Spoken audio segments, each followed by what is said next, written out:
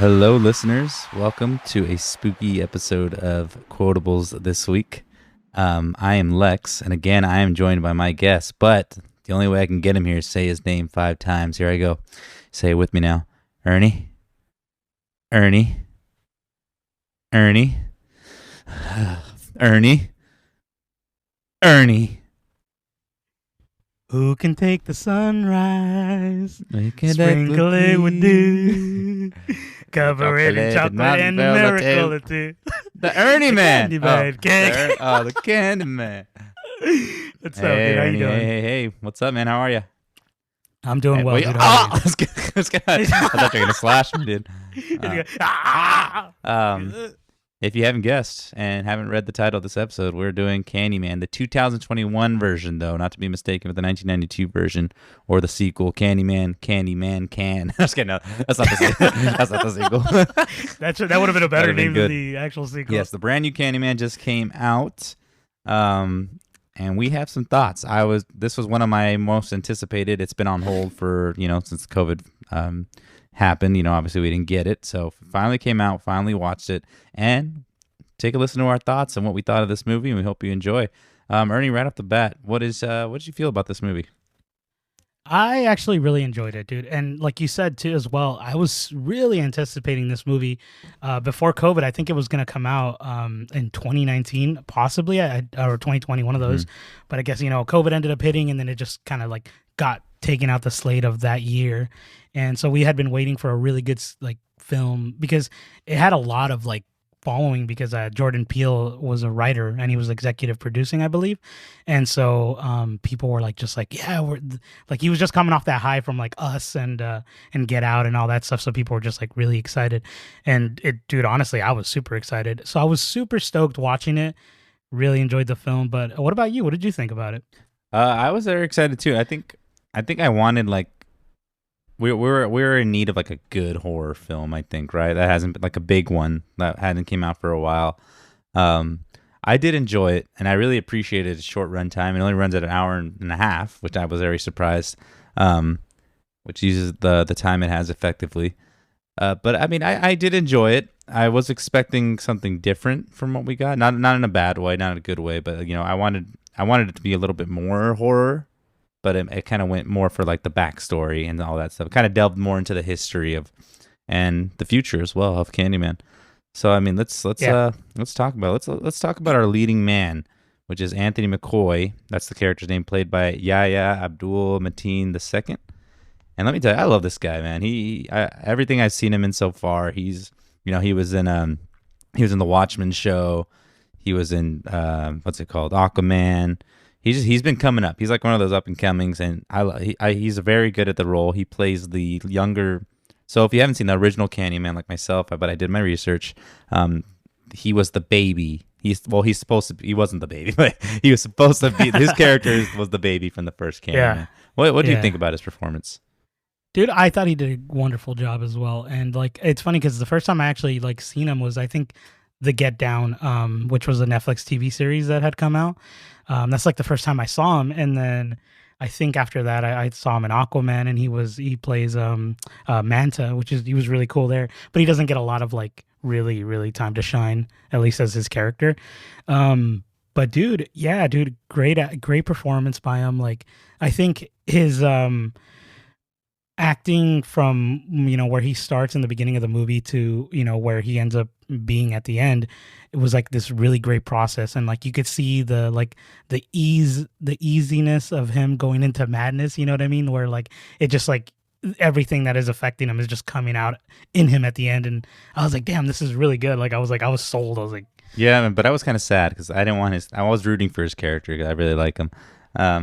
I was too. I felt that he was gonna be the end all be all hero, where he was gonna take out Candyman, kind of thing. Because he did take him out of hiding. Yeah. So that's the thing, is the way the film is kind of if you don't know the original, it has a lot to do with it's a social commentary as well, and this one takes that to the next level. So I didn't expect that watching it for some reason. I didn't going into it, I wasn't expecting all that. And so when the character kind of like dives into that like history of like the black culture and all that, I was like, damn, this is intriguing. But I was like, this isn't where I thought it was gonna go. I thought it was just gonna be like the Candyman is murdering a bunch of people because this guy's bringing them out, kind of thing. But it was way different at the end. I agree with you. Yeah, but Anthony, he's a struggling artist, and I think they're in. No, I don't know if it's L.A. But No, it's in Chicago. That's right. That's right. He's a struggling artist who is living with his successful girlfriend, who is a curator for art, played by Teyonah Parris, who I didn't know she was the girl from like WandaVision and all that stuff. Her name is Brianna Cartwright. That's her character. And I really enjoyed her character too. Like she could tell they had really good chemistry. I think, you could tell like it felt like a real couple, and then like you can tell she cared when she saw Anthony like descending into madness a little bit. Because, as a struggling artist, he learns this story from Brianna's brother, which is played by Nathan Stewart-Jarrett, who's hilarious. His name's Troy Cartwright.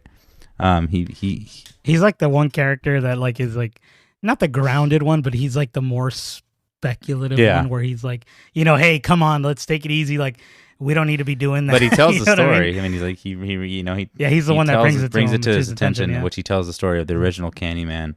And the reason he knows the story is because he's a real estate agent, and I guess he knows about that area and why it's being gentrified and what happened in the past. Green, I believe the place is called.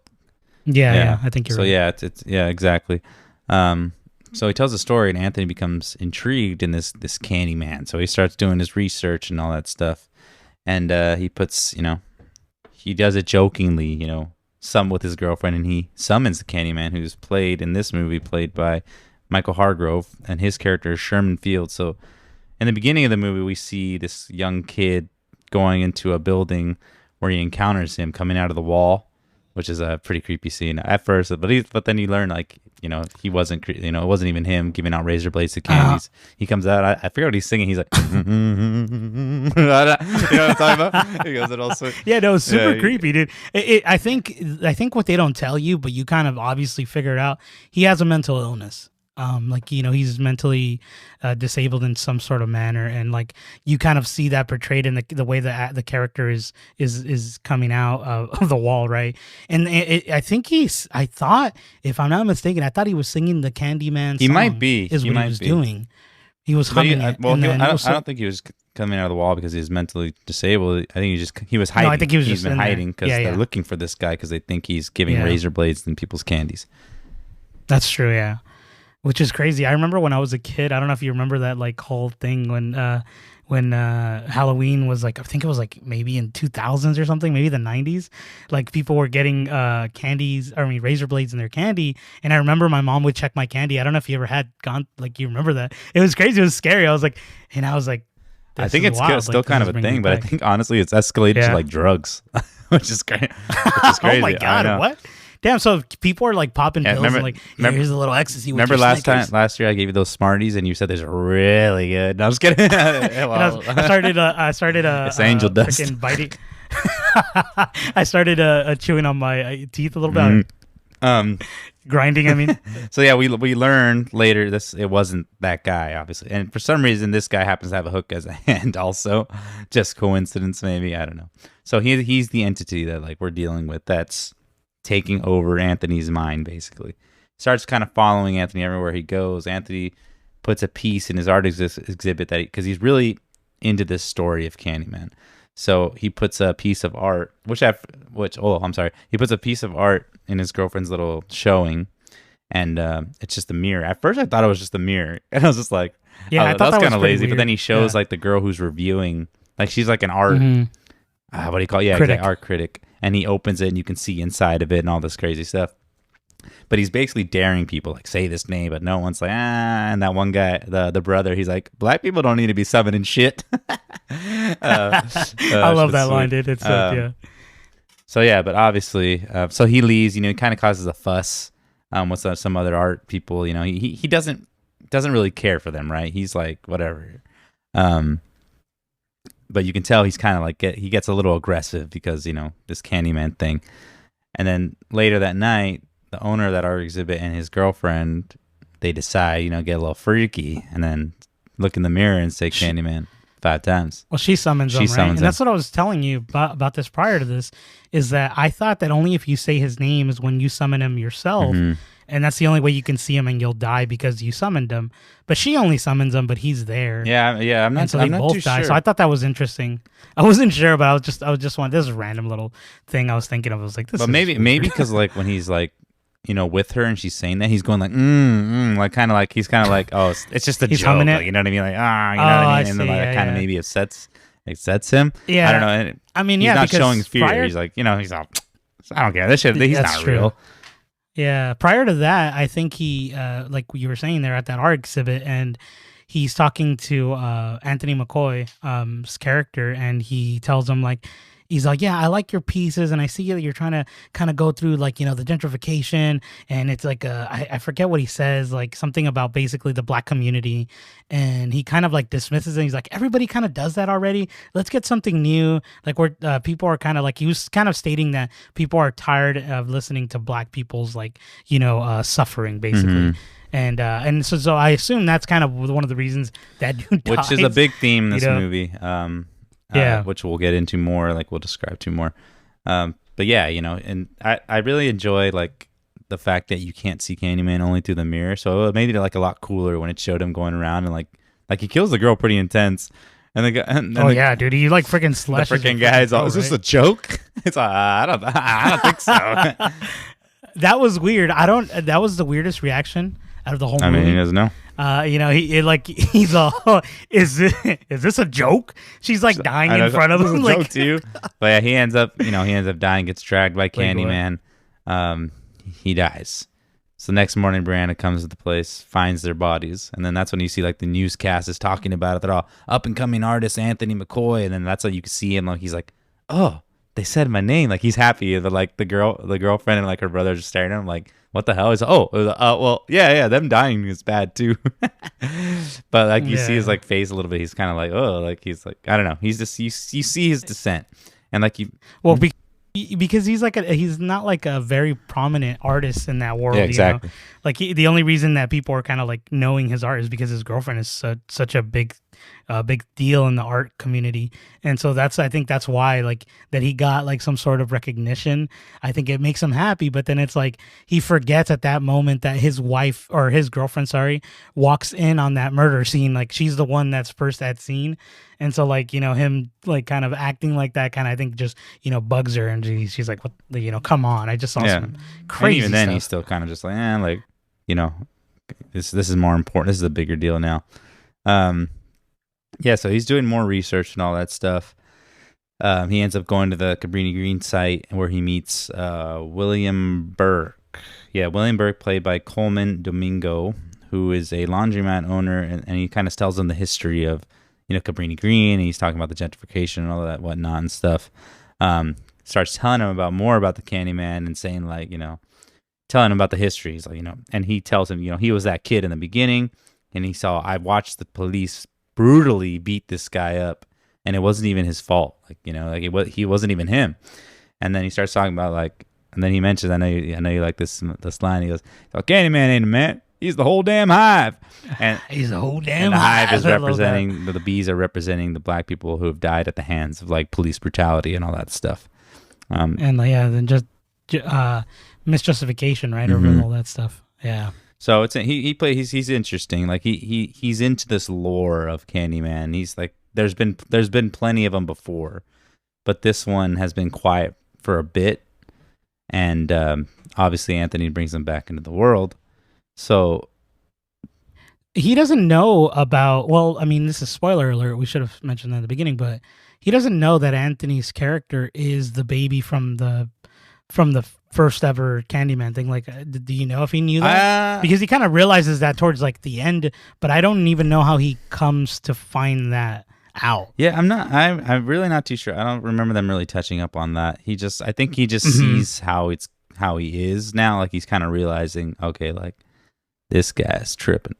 Unless like the Candyman himself told him, like, maybe, I don't know. Like, well, yeah, we'll kind of talk about how like his little path later.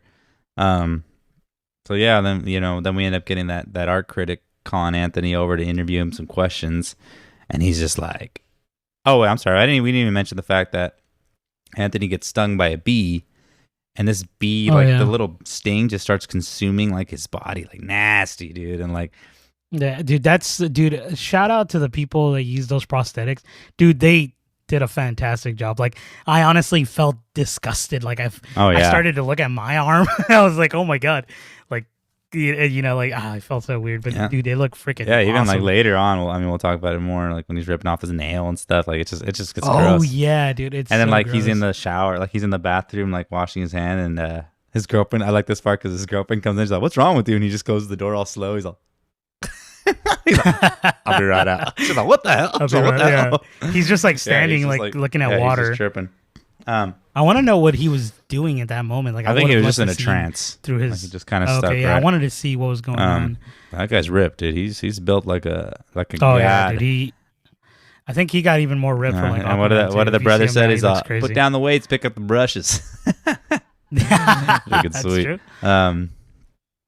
Yeah, so like the art critic, calls him over, and she's giving him an interview, and he's like, "I want you to, say his name." Like, we didn't mention, but you have to say his name in a mirror. Like, that's the way to summon him. So she's like, no. He's like, "I'm gonna go to the bathroom." He's like, "I dare you to say his name." And then she's like, So then he kind of has like this weird little episode while she's in the restroom where he sees his reflection is Candyman, and they start doing the same exact things in the reflection. So obviously we're seeing in our eyes, like, he's becoming this Candyman. And I thought this scene was cool because, like, the lady, she opens the bathroom door. She's like, "Are you okay?" And, like, he says, "Yeah, I'm fine." And, like, if you notice, it's kind of hard to catch it, but you see, like, the Candyman, like, in the door, like, he's just staring, like, which is freaking that's awesome. Creepy. I like that shot a lot. That's really creepy. Because then, dude, let me say something about that little shot. Because, dude, the director, what's her name? Nia DaCosta. Sorry, I'm saying that wrong. But dude, you can tell that she's like a student of the arts of horror. You know what I mean? Like, she has these like really great moments and really well thought out shots in the movie. And there's like these sequences that are only brought out they are made even better just by her direction. Like, you can tell that. And that's one of the scenes that I'm glad that I was able to speak on, because I was like, dude, this is freaking cool. Like, that's exactly what I would have loved to see. Like, where it's like super subtle, but it's creepy enough where you're just like, okay, like, there's this, really bad guy. Yeah, even when he very first summons him, you see him barely, just a little bit. You see him in the background, but like not enough to get you like. But even like, and before we were talking about that scene where he's in the restroom, like, Brianna has that dream. And I guess she has this weird thing with her dad because her dad, like, has committed suicide. I don't know if it was kind of like we're saying like he was a Candyman. I don't know, but no, I think he was just a crazy, like, he was an artist that was like a little bit, nuts, like, And then like she wakes up and sees like the guy like just like levitating in the doorway, and that's when she sees Anthony in the restroom. That part was pretty creepy, but that was creepy. The dad, he's all, "Did I tell you that the daddy can fly?" Oh yeah, just freaking. That was crazy. I was like, damn, dude. Yeah, and then like that scene though when he's with that lady, and then I like the shot when it shows him leaving. It's zooming out of the apartment window. He leaves. You see the lady chasing after him, and all of a sudden you see her getting picked up and just like slammed against the window and like all intense and brutally just murdered. And the shot's so cool because it's like all far away. It's like it's just intense, right? Like you said, like you can tell she's like, looks really taking really like time and care into this shot. Yeah, it's neat the way it kind of like zooms out from everything and the building and stuff. I do want to mention one more thing since we're talking about the buildings. Those little cut scenes, those little like filler moments where like the city and you see the big skyscrapers, like being shown, in the beginning. Dude, I love that, dude. It's so freaking. Did you notice when you watched it when they're showing like the opening titles, everything was like flipped backwards? Yeah, I think that's because of it was the mirror, yeah. Right? So at first when I was watching, I was like, dude, what? I think the projector's messed up.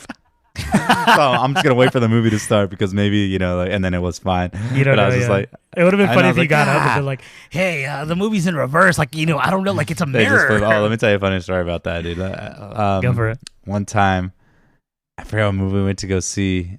We went to this like a dollar theater, and we went to go see a movie. I can't remember what it was, but it was the wrong movie. The Lego movie started playing, and I was like, "Oh crap!" I was like, "This is the wrong movie." So I go out, And there's this guy that's working, and he's a little mentally disabled that he's working there. And I tell him, hey, dude, like the Lego movie's playing in our theater. He's like, no, it's not. It's this. And it's like, no, like it's the wrong movie. And like, he's all, nope. He just like walked away. I was like, what the hell? And that's how I get to go tell. I told somebody else, and like, they're, oh, okay. And then they fix it. But it was funny though. I was like, damn. That's so random. He's like it's just the point that he didn't believe. No, he's like, no. You're wrong. I was. Maybe I was. I want to say something about the movie theater experience because me and my wife had gone to see Candyman, and I remember we always talk about this. We always get those random people. We had this like, I don't know who it was. I think it was like a couple upstairs. I'm not sure who they were, but one of them was like I can hear them say like, oh, like they're laughing about, and I was like, what the heck? Like, what the heck's going on? Like. But it was just like subtly, and then I like even my wife looked at me. She's like, "Oh my god, like we're gonna get those people." But I was like, I mean, they're there. That's funny. When we went to go see it, my girlfriend and I, when I had first bought the tickets, we were like kind of one of the first ones to get our tickets. So like it was empty. Our row was so empty. We got in there. There's two people right next to us, and our the whole rows were just empty for the rest of the movie. I'm like, what? Come on, man! Like it's not really like you wanted the middle or something. I don't know, but like. It's like it was just weird. Like we would have moved, but like they just wanted to be with you. We were already just chilling, so I didn't really care. But I was just like, whatever. Yeah. I thought it was gonna be more packed for some reason, but it wasn't. Yeah. Anyways, back to the movie. We got Anthony. He went to go get some more research on this. The lady that was from the first one, which is her name is Helen Lyle, who apparently was the one that took him as a baby. He doesn't know this yet, and was trying to save him from Candyman, but everyone thought she was like trying to sacrifice him, so everything was flipped around. But he like that whole scene when he's in the elevator and like freaking out when it closes, it's all that scene was kind of scary too. And this movie goes through a lot of those. It's like this movie's like a slow burn of a movie. Like it never goes for that full like you know what I mean. It's just kind of like quick bang. You're like, oh shoot, that's it. Like you know what I mean. Like and he's done. Which I wish it was kind of the other way. I was kind of hoping for more of the like scary like you know what I mean, but. It was just kind of like a build-up kind of movie. Do you agree? Yeah, I do. I definitely agree with you. I want to say one thing about the Helen Lyle thing, because at some point during the movie, we're talking about like Black history and stuff like that in that culture, right? At some point in that movie, they're talking about how she looked like she was the person that was trying to steal the kid, but what she was really doing was trying to take the kid away from the fire, right? That's what you end up finding out towards the end of the movie. But I guess it's because like the Candyman had in the previous movie, he had told the Helen Lyle to like help him strike fear into the Cabrini Green's residence. So that was like the big thing, like that was kind of going on. And then she like, obviously she went against it and then she did that. But why I was saying that was because they at one point in the movie they're saying that Black history is always written by different or it's actually forgotten, so it's only word of mouth. And the reason I brought this up was because I was going to ask you, like, do you think like that was part of it? I mean, she was a white lady, but do you think because it was pertaining to the Black history of the Cabrini Green residence, you think that that's why like it kind of got lost in that lost in translation a little bit, like this white woman's trying to kill this black, you know what I mean? Yeah. The black kid, you know what I mean? Is that I would say yes, and that's how it happened. And I guess like in that first Candyman, they're kind of like it's more like not a romance, but they're like kind of have like a romance connection a little bit. It's weird. That's what I read. I've never seen the movie, but yeah, I haven't seen. You're probably right. Yeah. I have not seen this movie. She's ended up going in the fire to kill Candyman. She's trying to save. I guess she kills like a dog or something like that. I don't know. That's like something in the movie, but it has to. It just. I need to watch it. I don't know. Maybe I should have watched it before. But you definitely. I mean, definitely you should. I think I might end up watching it again. Mm-hmm. I haven't seen this movie in like since 1992. I'm just kidding. I was 2 years old, but I haven't seen this movie in a very long time. But I remember watching it and being like, "Oh, this was pretty cool," but it wasn't like great. I just remember it being good. It reminded me of one of those like, and I think it's because I think the person who wrote it was. It reminded me of Hellraiser. I don't know if you ever seen those movies. Like they're very 90s kind of like horror 80s movies, and I think that's what like this one was very reminiscent of, for at least for me. So I remember being like, this is all right. So I'm curious to see how it would be now, me as an adult, like rewatching it and be like, oh, okay, I can enjoy this now, I guess, or not, Yeah, dude. So like Anthony's descending more into madness, and me and Ernie are really disappointed about a scene that was cut from the trailer. I don't know if you guys. I don't know. I was a big fan of the trailer. Every time I saw the trailer, I really enjoyed it. It was really well done. You see him scribbling his art in the trailer. He's like, I guess I don't know. I mean, I'm assuming Candyman's taking him over. He's like, but they never had it, and we're disappointed. Dude, that's a great. There's two scenes that they took off that we noticed in the trailer, and I get maybe it was for a reason, but dude, not this scene. That was the scene I was going for. This would have gone from like an 8 to a 10. Just kidding. No, I'm just kidding. No rating. But like I don't know what it was. I guess that trailer had anticipated that moment so much. So when we saw it, we're like, oh man, something's going on right here. Like for him to act like that. And so when it didn't happen, you're like, wait, so what happened? I know. I mean, obviously he's descending more and more into madness while he's making these paintings. But yeah, it would have been fun. It'd been fun to see. Yeah, definitely. So, he ends up having like a fight with his girlfriend, and then she leaves to go live with her brother, and that's when he like really starts to get crazy. And then like in the midst of this, like I think he's worried though. He's like, I think I brought Candyman back, like blah blah blah. And like, I think the sister's talking to her brother. She's like, who would do such a thing? And then it shows the girls at the school who all summon Candyman. Like, and that part was pretty intense, dude. That was cool. I like that. Like the 5 girls. One ran away, which she was smart. But those little girls were betches. Because remember that one girl comes in and they're like mean to that one girl. But after. And she has like a backpack that like says like Black Lives Matter. I didn't even catch that. You don't know. Yeah, you don't know if they're being mean to her because she's black or whatever. You kind of assume because of like the whole premise of this, not the premise, but like the whole tone of the movies, the black culture being, persecuted. So you kind of gather that. But dude, I want to talk about that scene because, dude, that's what I was talking about. That scene was very reminiscent of old horror movies. Like I felt, obviously, like they added a lot of little, like, more like visual effects, and it looked a lot crazier than what we used to see when we were kids. But I remember seeing it and I'm being like, damn, this reminds me of like one of those 90 horror movies like that I used to watch as a kid, where it's like super bloody and like a bunch of craziness is just ensuing in the freaking scene. So I'm curious to know, did you think about that at all? Or kinda. It was like going for like like Halloween movies, like I feel like a bathroom scene's always like kind of in a horror movie, like the old school ones, of course, like you know what I mean, like someone always gets killed while someone's in the stall and they're like, what's going on? Yeah, I think it's because that's like, and this is just my mind or how it works. I feel the bathroom is your most vulnerable. Like, imagine you're taking a dump. It's a slasher. And then someone's going to kill it. Dude, that sucks. It's kind of like the scene. Well, I guess not, but remember that guy in Jurassic Park? He hides in the bathroom. He's not pooping, but all along when I was a kid, I thought he was. I always thought he was.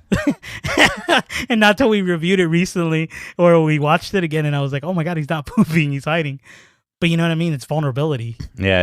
I mean, it's true. I mean, obviously nothing happens to that girl in there because she didn't say the name. But that whole scene, it's just like intense. And I really like the shot where you see him floating in the little girl's like mirror, like the mirror she looks at. Like that part was cool.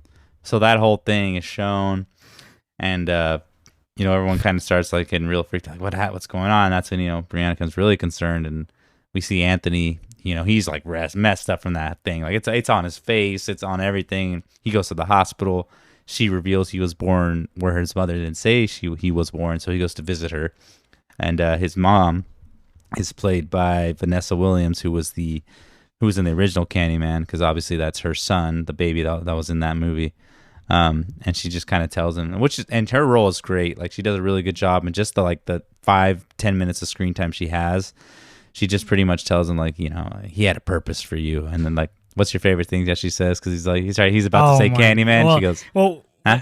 And then I can't say it, but she in Audible, she like basically like claps. She claps, and then she says like no with her finger. She sways it, and it's don't say that. Don't say that. It's sweet the way she does it too. Like you can see the fear in her, like about that, and it's.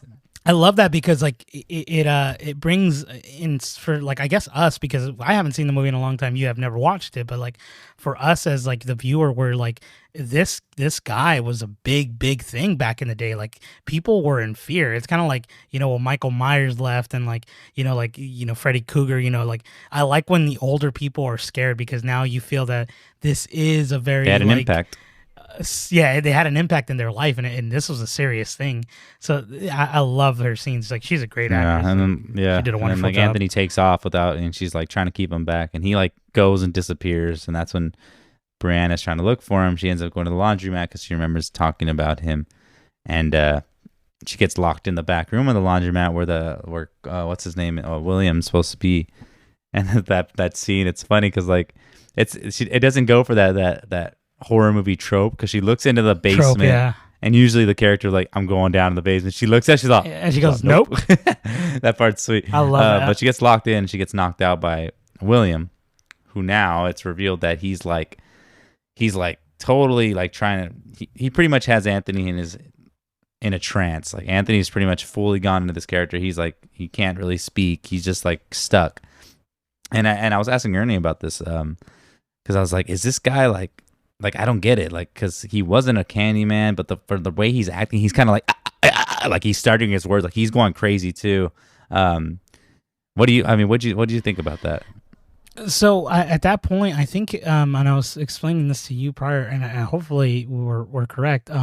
He's become a fanatic, and it's for all the wrong reasons. Because like we said, this is like a social commentary, and like it's going against that black culture, or not against, but with that black culture. So in his mind, Candyman is like a false idol that he can basically, pretty much worship, and he would save the black community. That's what the whole thing is, that he is perceiving this guy would be. And so, like, I guess he's the at some protector point of the black community, right? Exactly. And I think that's why he says he's the whole damn high, because like you said, it's all those other black people that were murdered or wrongfully accused of anything.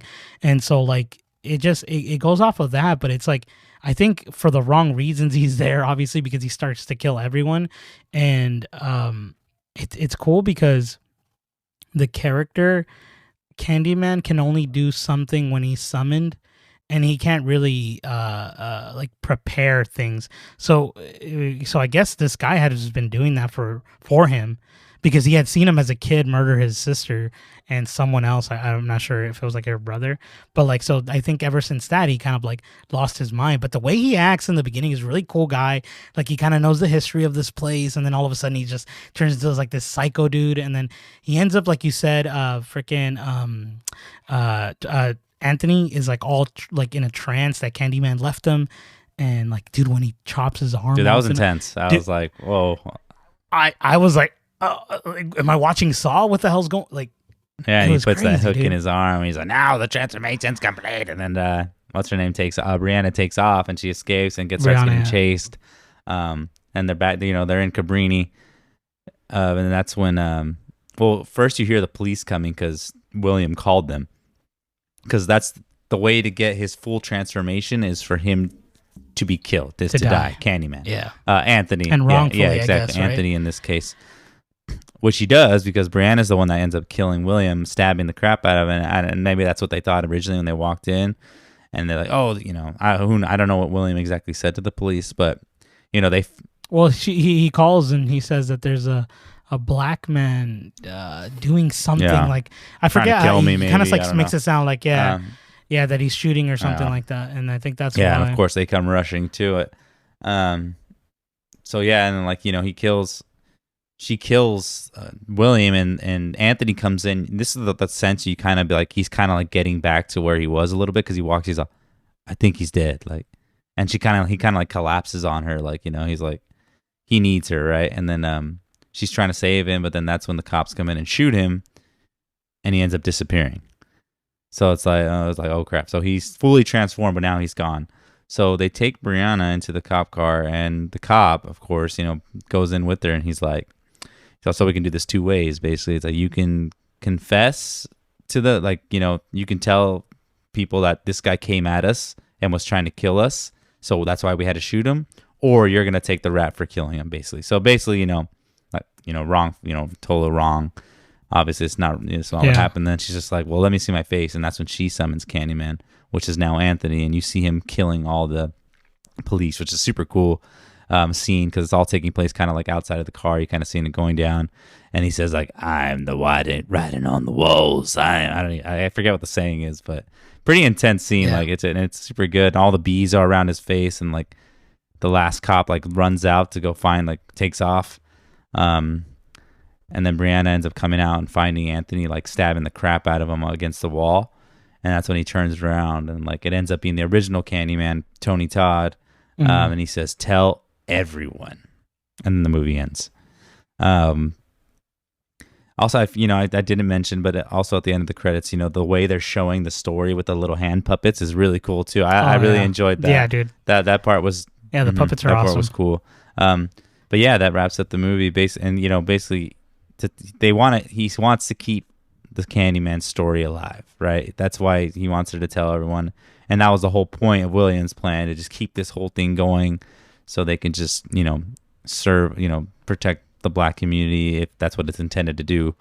But I mean, at the same time, his Williams' little sister in that flashback says it, and she ends up dying. So I mean, it's just the people who say his name. But anyway, he's aware, he's out there. So that is Candyman 2021. Batches. I'm just kidding.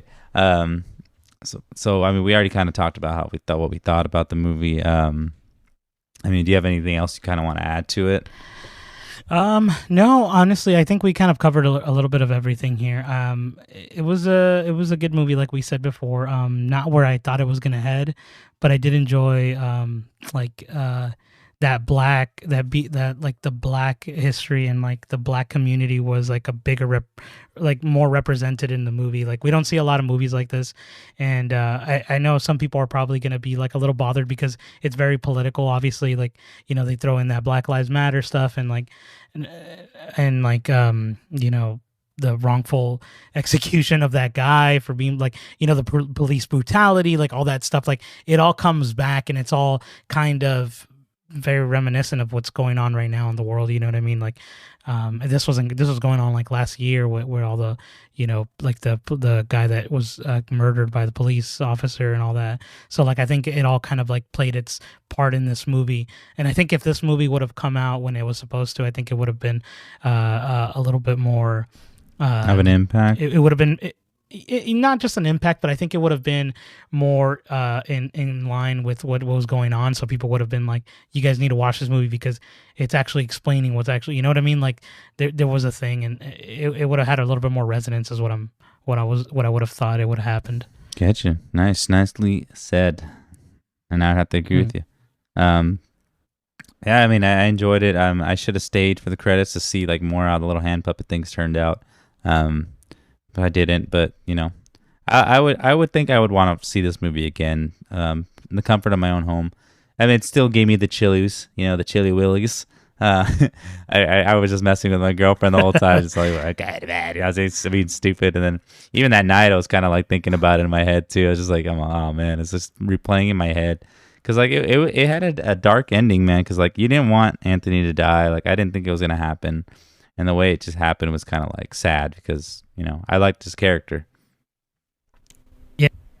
Yeah, I agree with you, man. I really like the character a lot, and like him dying at the end, and I guess what ends up occurring is like, it all falls back in line to what was going to happen in the first one, and you're just like watching it again. You're like, dang it, like I didn't want this to end like this. Like, so not what for if him, like I wonder like in that first one he was trying to take the baby as his own? Was he going to be like a little baby Candyman? No, so see, I don't know. That's what I was gonna ask you. I'm glad that you brought that up. I was thinking like, what was the whole plan to do basically what he did? Was it to murder him and he becomes the next variant of Candyman, or was he gonna get the baby and the baby was gonna be possessed by Candyman and he was gonna be an actual human person? I guess, and like, not one suspects the baby. Ghost, exactly, and so like, I don't know. It was interesting the way that kind of like played itself out. Yeah, I'm not too sure how that would have worked, but could have been interesting. The sequel could have been way different. This movie is a direct sequel from that first one. It ignores the other ones that came to play, which probably everyone ignores anyway. That's what I hear. I've only seen like the second one. I think prior to this, I had talked about it in another podcast, and I thought there was only one, but you were telling me there's three. So I've seen 2 of them. I know that now. That Well, you now said this one that. is your third. That's true. I wonder how it's gonna fall. If it's gonna be like, because I haven't seen the other ones. I wonder if like eventually they'll like now, like the sequel will be those other ones. You know, because like I think the sequel is like where they make Bloody Mary or something like that, or something weird We're like gonna do that. La Chicharrona next one. I'm just kidding. La Chicharrona. That sounds like a taco, dude. Llorona, dude. Right. Oh, they already did that one. Yeah. Oh well, tell them about your idea that you were telling me. Oh to this yeah. about So the, we're gonna go the Mexico route. Me and Ernie are gonna make a movie. It's gonna be called the La Paratero, man. El Paletero. And you gotta say his name before 6 a.m. I don't know. You gotta go to Home Depot and say his name, and there'll be a couple guys there waiting to get in your truck. That's our idea. That's $1 funny. million. Dude, I wonder if like, you know, like obviously we're both Mexican, but I wonder if like someone would, like, you know how there's all these parody movies, like I wonder if someone would make a parody movie out of this movie because it's so serious. You know, it has such a not a dark tone. Well, it is a dark tone, but you know, it's more of like, you know, about the black cultures. I wonder if anybody would have like some sort of satire humor, like, you know what I mean, based on this. It'd be weird. But yeah, we just wanted to bring you a little light humor here because, you know, like I think like I was telling this guy, like I don't want to like, because the movie is super dark and like that dark tone, and you feel a little like depressed after it, dude. It took me a while to let it marinate. Yeah, like after like you said, like after I finished watching it, my wife asked me, "Did you like it?" And my first reaction was like, "I don't know." And then like I was like, "Yeah, I liked it." But like I need to like let this one marinate. This one probably was one of the most like I really needed it to like stay in my head for a while to like kind of like think about why I enjoyed it and why, you know, I didn't, I guess. But there wasn't much that I hated about it. I think I really liked everything. I think it hit on the nose, like you know, the talk about the gentrification, like the like the Black history that they try to, you know, put into the movie, and you know, kind of like, because this is a thing. This isn't like a fake story that was written. Like this is actual thing that happens. And so going after that, I was like, I started thinking about all the stuff I know, and I'm like, damn, like they actually went they went all out. Like someone is gonna see this movie and be like, damn, like this is what people should definitely know about, you know. But they put that, you know, the scary boogeyman in it, you know. So you know, so it was a little silly at times, but like there was a deeper meaning to it, and I hope a lot of people pick up on that because it was well told, or at least in the story. I agree with you, and like I said, it was short but effective, and like I said, the slow burn towards it, but it's very relevant. So yeah, I would have to agree with you. I really did enjoy the movie as well. Like I said, I wish it kind of went the more like, you know, scary, like creepy route. But you know, there was a bigger lesson to be told. Don't say his name. Just don't say that. Just kidding. Don't say that. So yeah, that was Candyman, 2021 version. Check it out, y'all. I would recommend it. Do you recommend it? I would recommend watching it for its messes and just for its overall, you know, get back to the movies, man. You know, show, you know, let's not push it back anymore. You know, I love going to the movies. I heard it did really well. It did good. It probably would have done better. You know, but everyone, you know, still COVID going around. So yeah, Ernie, that's all I got. You got anything? No, as always, I would like to thank the audience here. We appreciate you guys always listening and tuning in every week when we drop an episode. Follow us again on Twitter at Quotables Cast. We'll be on there. We've actually been a little bit, we've actually been messaging as much as we can on there, you know, kind of like going that social media route. We were both pretty busy with our work, so we're doing our best. So if you guys do want to chat with us, send us a message and we'll be glad to talk to you as soon as we can, which is awesome. Oh, yeah. Because I've been getting a lot of people, like, you know, I've been getting follows and stuff, and I'll be like, hey, thank you for the follow. And people are like, you're welcome. Like you're welcome. Really that's all sweet. You know, it's like, it's really nice, bro. You're like, this is good. This is the good side of social media. You know, you go on to like, I know once we get like a ton of followers is when people are going to be like really mean, more, you know, you know. All right. Well, yeah. Follow us, guys. We're also on YouTube. If you have any, we're on a bunch of listening platforms you can check out. Again, we're Quotables. I am Lex. And I am Thanks Ernie. for listening. Tune us out. Bye, guys. Boo.